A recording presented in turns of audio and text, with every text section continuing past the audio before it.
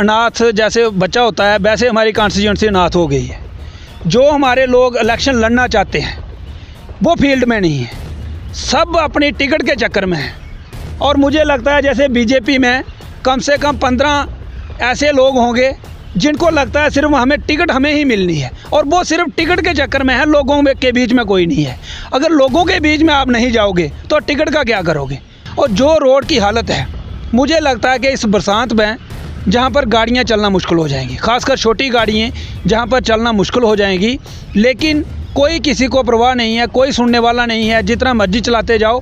ये अपोजिशन की सुनवाई है नहीं, और जिनको बोलना चाहिए, जिनकी गवर्नमेंट है, वो इसलिए नहीं बोलते कि उनको लगता है कि हमारे नंबर कट जाएंगे ऊपर और हमारी जो सीनियर टीम है वो नाराज हो जाएगी। तो दोनों की, अपोजिशन की सुननी नहीं, जो सत्ता में बैठे हैं वो बोलेंगे नहीं, तो जनता की बात कौन करेगा। नमस्कार, आप देख रहे हैं जम्मू लद्दाख विज़न, और इस समय जम्मू लद्दाख विज़न की टीम जो है रामनगर में पहुंची है और हमारे साथ हैं खास बातचीत करने के लिए social and political activist Pawan Dev ji. Pawan sir, सबसे पहले आपका बहुत बहुत स्वागत है हमारे चैनल में। थैंक यू बलवान जी। पवन सर, रामनगर की बात करें तो रामनगर का जो शहर है, जैसे कि हमारे पीछे जो शीश महल है, महल देखने के लिए रामनगर में नरसिंह भगवान जी का मंदिर है, तो ये देखने के लिए काफ़ी लोग जो हैं जहाँ पर आते थे, टूरिस्ट आते थे रामनगर में, और भी कई जो पर्यटन स्थल हैं वहाँ पे जो लोग आते थे। लेकिन अब जो है रामनगर में सबसे बड़ा मुद्दा जो है वो रामनगर टू उधमपुर जो सड़क है उसको लेकर बना हुआ है। पिछले दिनों आपने प्रोटेस्ट किया, क्या कहेंगे, क्यों नहीं जो है एडमिनिस्ट्रेशन इसकी ओर ध्यान दे रही? देखिए, जैसे आपने कहा कि रामनगर में बहुत से टूरिस्ट स्पॉट हैं, तो इसमें कोई दो राय नहीं है। जैसे हम डुडू बसंतगढ़ की बात करें, आरसीपी की बात करें, बसंतगढ़ की बात करें, शिवगली की बात करें, रामनगर में बहुत ही जगह है जहाँ पर हम डालसर लेक है जहाँ पे, लेकिन रोड की इतनी खस्ता हालत है और बार बार बोलने के बावजूद ना कोई डिपार्टमेंट सुनता है, ना एडमिनिस्ट्रेशन सुनती है, और मुझे लगता है कि जहाँ पर कोई सुनवाई ही नहीं है। एलजी के राज में कोई आदमी सुनने वाला नहीं है। हमने प्रोटेस्ट भी किया, हम लोग बोलते भी रहते हैं, लेकिन ये कहते हैं कि कोई स्टे है उस पर, लेकिन उसके लिए डिपार्टमेंट को देखना पड़ेगा। अगर आपको लगता है कि जो भी वहाँ ठेकेदार गलत है तो उसको बाहर कीजिए, या दोनों को बाहर कीजिए और दोबारा रीटेंडरिंग कीजिए, ताकि हमारे रामनगर की जनता सफ़र नहीं कर सके। और जो रोड की हालत है, मुझे लगता है कि इस बरसात में जहाँ पर गाड़ियाँ चलना मुश्किल हो जाएंगी, ख़ासकर छोटी गाड़ियाँ जहाँ पर चलना मुश्किल हो जाएंगी, लेकिन कोई किसी को परवाह नहीं है, कोई सुनने वाला नहीं है, जितना मर्जी चलाते जाओ। और सबसे मैं ये जो समझता हूँ कि कसूरवार रामनगर की जनता है, क्योंकि रामनगर की जनता बोलने के लिए तैयार नहीं है। सबको लगता है कि हमारे साथ गलत हो रहा है, लेकिन बोलेगा कोई नहीं। 2014 से पहले बलवान जी मैं बताऊँ तो एक खड्डा हुआ करता था कुगोड़ के अपने मोड़ के पास, और सभी चलाते थे कि रामनगर की रोड में एक खड्डा है जो कोई नहीं ठीक कर रहा। लेकिन 2014 के बाद जब से बीजेपी की सरकार आई है, बीजेपी के एमएलए ही बने, उसके बाद अब एलजी प्रशासन है, जे भी बीजेपी के अंडर ही काम कर रहे हैं, लेकिन कोई भी आदमी नहीं बोल रहा है। अब रामनगर 27 किलोमीटर है, लेकिन आप देखते रहते हैं और डेली आप जाते भी हो उधमपुर, मुझे लगता है 27,000 खड्डा है उसमें, लेकिन ना वो रामनगर की जनता को दिख रहा है, ना वो एडमिनिस्ट्रेशन को दिख रहा है। हमारे एसडीएम साहब हर हफ्ते उधमपुर जाते हैं, लेकिन उनको भी वो खड्डे शायद नहीं दिखते हैं।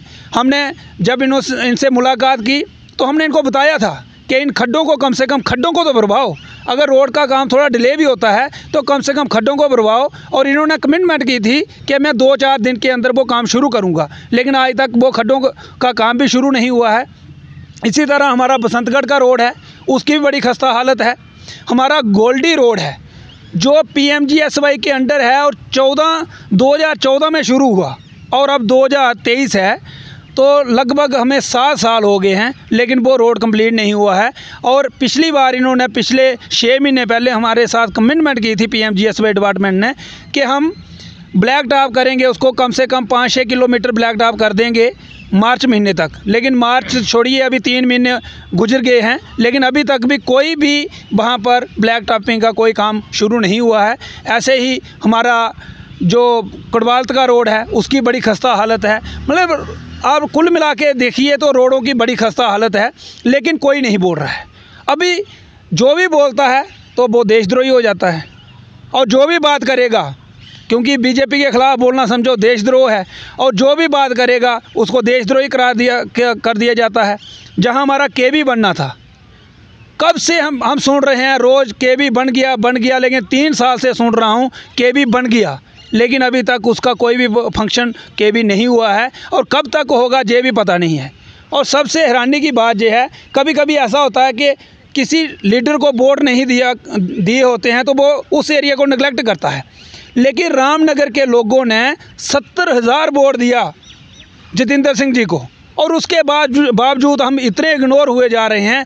हर जगह पर रोड बन रहे हैं, लेकिन ना जितेंद्र सिंह जी को रामनगर दिख रहा है, ना बसंतगढ़ दिख रहा है, और 70,000 लोगों ने वोट दिए हैं। कम वोट नहीं होते 70,000, और 70,000 वोट लेने के बावजूद वो 4 साल के बाद पहली बार रामनगर आए थे थोड़े दिन पहले, लेकिन आने के बाद भी उन्होंने कुछ भी रामनगर की जनता को नहीं दिया है। ये सभी को पता है। हम सिर्फ अपोजिशन के लिए नहीं बोलते हैं, हम ये चाहते हैं कि रामनगर की डेवलपमेंट होनी चाहिए। पार्टी पॉलिटिक्स अपनी जगह, जब इलेक्शन होगी सबकी अपनी अपनी पार्टी होगी, लेकिन मैं रामनगर की जनता से आपके माध्यम से ये कहना चाहता हूँ कि कम से कम अपना जो डेवलपमेंट का काम है उसके लिए तो इकट्ठे हो जाइए। अगर आपके रामनगर की डेवलपमेंट नहीं होगी, अगर रामनगर में काम नहीं होगा, तो क्या करोगे आप पार्टी का? पार्टियाँ इसलिए होती हैं कि अगर हमारी पार्टी पावर में है तो हम लीडर से काम लें। अगर हमारा लीडर काम ही नहीं करता है तो उस पार्टी को हम क्या करेंगे? हमने क्या करना है पार्टियों को, जब हमारे रामनगर की डेवलपमेंट ही नहीं होगी। तो पवन सर, जिस तरीके से हमने देखा कि आप पॉलिटिकल एक्टिविस्ट भी हैं, लेकिन साथ ही साथ आप प्रोग्रेसिव यूथ फर्म के प्रेसिडेंट भी हैं, और सोशल काम जो है आप उन्हें काफ़ी, जिस तरीके से पिछले दिनों हमने देखा कि जो दीपू की जो है टारगेट किलिंग की गई थी, उसमें आपने काफ़ी मदद जो है आपकी फर्म ने की है। लेकिन जिस तरीके से ये सभी मुद्दे हैं, तो इसमें लगता नहीं आपको कि जो पॉलिटिकल लीडर हैं जो ये चाहते हैं कि अब रामनगर जो है रिज़र्व हो गया है, तो हम जो है जहाँ के नुमाइंदे होंगे, तो वो क्यों नहीं इसलिए आवाज़ उठाते हैं रामनगर के लिए खासकर? देखिए, जब से रामनगर रिज़र्व हुई है तो ऐसा लग रहा है जे अनाथ जैसे बच्चा होता है, वैसे हमारी कॉन्स्टिट्यूंसी अनाथ हो गई है। जो हमारे लोग इलेक्शन लड़ना चाहते हैं वो फील्ड में नहीं है, सब अपनी टिकट के चक्कर में हैं। और मुझे लगता है जैसे बीजेपी में कम से कम 15 ऐसे लोग होंगे जिनको लगता है सिर्फ हमें टिकट हमें ही मिलनी है, और वो सिर्फ टिकट के चक्कर में है, लोगों के बीच में कोई नहीं है। अगर लोगों के बीच में आप नहीं जाओगे तो टिकट का क्या करोगे? टिकट लेके आप एमएलए बन सकते हो, लेकिन लोगों के मुद्दे कौन उठाएगा? लीडर वो होता है जो लोगों के मुद्दे उठाए। लीडर वो नहीं होता कि अब मोदी के नाम पे आप बन गए तो आप बहुत बड़े लीडर हैं। अगर आप एमएलए नहीं भी हो, आप एक आम आदमी हो, लेकिन आप लोगों के काम करते हो तो आप लीडर हो, क्योंकि लोग ही आपको रिकॉग्नाइज़ करते हैं कि ये हमारी बात करता है तो वो नेता है। ज़रूरी नहीं है कि वो एमएलए ही है। तो 2000 अब जब से ये रिज़र्व हुई है सीट, जहाँ तो मुझे दिखता ही नहीं है कुछ, और उसके जब से रिज़र्व हुई है कोई भी नेता रामनगर की सुध नहीं ले रहा है, कोई भी इसको नहीं देख रहा है, तभी हमारा हाल ये हो रहा है। और हमारे हॉस्पिटल की हालत देख लीजिए आप, कितनी खस्ता हालत है, कोई नहीं बोल रहा है, जबकि बोलना चाहिए था। लेकिन रामनगर में हमारे एक एक्सरे मशीन, सिर्फ उसको एक प्रिंटर चाहिए, लेकिन वो प्रिंटर पिछले 1-1.5 साल से नहीं लग पाया है। अल्ट्रासाउंड की मशीन है, उसमें दिक्कत है। हमारे डॉक्टर हैं, 2 हमारे डॉक्टर सीनियर थे, डॉक्टर राजेश और डॉक्टर जाकिर जी, वो रिटायर हुए, उनकी जगह कोई नहीं आया।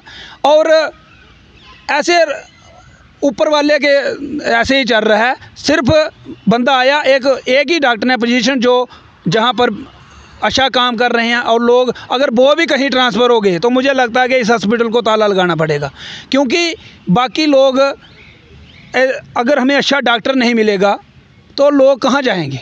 जहाँ से रेफ़र करते हैं बंदे को उधमपुर, और उधमपुर में वही हाल है, वहाँ से कर देते हैं बख्शीनगर में कोई पूछता नहीं, अगर बाग भी नहीं हो तो अंत में वो बंदा अगर सीरियस होगा वो दम तोड़ देता है, लेकिन उसकी सुनवाई कहीं नहीं होती है।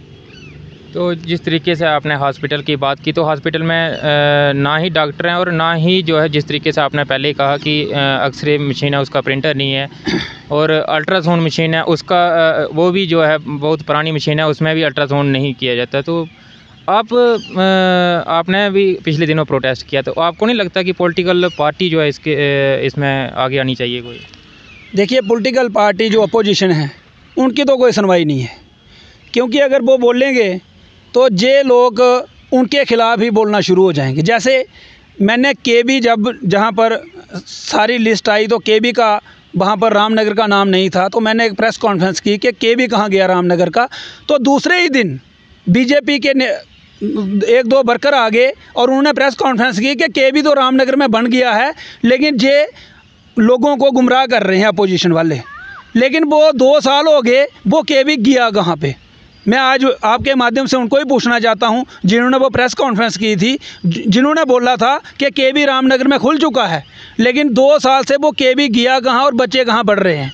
इसलिए अपोजिशन की सुनवाई है नहीं, और जिनको बोलना चाहिए, जिनकी गवर्नमेंट है, वो इसलिए नहीं बोलते कि उनको लगता है कि हमारे नंबर कट जाएंगे ऊपर और हमारी जो सीनियर टीम है वो नाराज़ हो जाएगी। तो दोनों की, अपोजिशन की सुननी नहीं, जो सत्ता में बैठे हैं वो बोलेंगे नहीं, तो जनता की बात कौन करेगा?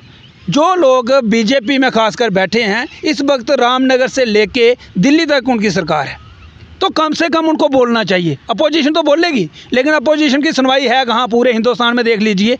लेकिन जो लोग आप हो, आप कम से कम डॉक्टर जितेंद्र सिंह जी को बोल सकते हो, वो पीएमओ मंत्री हैं, वो कुछ भी कर सकते हैं, लेकिन ये नहीं बोलेंगे, ये अपने पर्सनल काम देखेंगे। इनको अपने बेटे की नौकरी लगानी है। पिछले दिनों हमने भी उनसे ये क्वेश्चन किया था रामनगर हॉस्पिटल को लेके, रोड को लेके, तो उनका कहना था कि रामनगर में जो है बारी बारी में डॉक्टर भेजे जाएंगे। ये काम तो एक सीएमओ भी कर सकता है, बारी बारी डॉक्टर भेजने का काम तो एक सीएमओ या डायरेक्टर भी कर सकता है, फिर पीएमओ मंत्री की क्या ज़रूरत है? ये तो नॉर्मल काम था, लेकिन वो भी आज तक नहीं हुआ है। ये काम जो डायरेक्टर और सीएमओ करते हैं वो हमारे पीएमओ मंत्री बोल रहे हैं, तो फिर पीएमओ मंत्री क्या करेंगे? हर जगह नेशनल हाईवे इन्होंने दिए, रामनगर को क्यों नेगलेक्ट किया? बसंतगढ़ को क्यों नेगलेक्ट किया? जबकि रामनगर और बहुत ही एक टूरिस्ट प्लेस है, जहाँ से मुझे लगता है कि रौंद मेल से लेके बसंतगढ़ तक नेशनल हाईवे बनना चाहिए था। इसको क्यों नेगलेक्ट किया डॉक्टर जितेंद्र सिंह जी ने? जबकि इन्होंने बहुत से नेशनल हाईवे बाकी जगह दिए। क्या रामनगर के लोगों ने वोट नहीं दिए थे? 70,000 वोट आपको दिया, लेकिन उसमें मैं ये समझता हूँ कि डॉक्टर जितेंद्र सिंह की कोई गलती नहीं है। गलती उनकी है जो उनके जहाँ पर लोग बैठे हैं, ये उनसे बात नहीं करते हैं, ये उनको नहीं बताते हैं और ये उनसे डिमांड नहीं करते हैं। गलती इन लोगों की है। अगर ये लोग सारे बैठ जाएं डॉक्टर जितेंद्र सिंह जी के पास कि हम तभी उठेंगे जब आप हमें रोड दोगे, तो क्या वो मना करेंगे? ये गडकरी साहब के पास जाएं, वो तो बोलते हैं मेरे पास पैसों की कमी नहीं है, लेकिन मेरे तक तो पहुँचे। लेकिन ये लोग जो पार्टी के लोग हैं, इनको वहाँ पर जाना चाहिए, इनकी सरकार है, लेकिन ये नहीं जाते, क्योंकि इनको लगता है कि अगर हम डेवलपमेंट की बात कर देंगे तो इन्होंने अपने लड़के भी नौकर कराने हैं, इन्होंने अपने पर्सनल बेनिफिट भी लेने हैं। तो फिर पर्सनल, जहाँ तो पर्सनल बेनिफिट मिलता है, जहाँ लोगों के काम होते हैं, और ये पर्सनल बेनिफिट के चक्कर में पड़े हैं, ये लोगों के कामों के चक्कर में कभी नहीं पड़े। बहुत बहुत शुक्रिया सर, थैंक यू। ये थे social and political activist Pawan Dev Singh ji, जिनको रामनगर की जनता जो है भलीभांति जानती है। काफ़ी कार्य जो है इनकी तरफ से किए जाते हैं, सोशल काम जो है वो भी इनकी तरफ से किए जाते हैं। लेकिन इस समय सबसे बड़ा मुद्दा जो है वो रामनगर में जो है वो रौंद मेल से लेके जो रामनगर तक जो सड़क है उसका मुद्दा जो है काफ़ी गरमाया हुआ है और काफ़ी खस्ता हालत जो है उस सड़क की इस समय बनी हुई है। लेकिन दूसरा जो मुद्दा है वो है रामनगर हॉस्पिटल का। लेकिन इसके ऊपर जो है कोई भी पार्टी, कोई भी नेता जो है बोलने के लिए तैयार नहीं है। लेकिन आज जो है पवन देव सिंह जी जो है इनकी तरफ से पिछले दिनों प्रोटेस्ट भी किया गया था और आज हमारे साथ भी उन्होंने बातचीत की, तो इन्होंने सीधा जो है एडमिनिस्ट्रेशन को और नेताओं को जिसमें दोषी ठहराया। शुक्रिया, जुड़े रहें जम्मू लद्दाख विज़न के साथ। मुझे और मेरे कैमरामैन को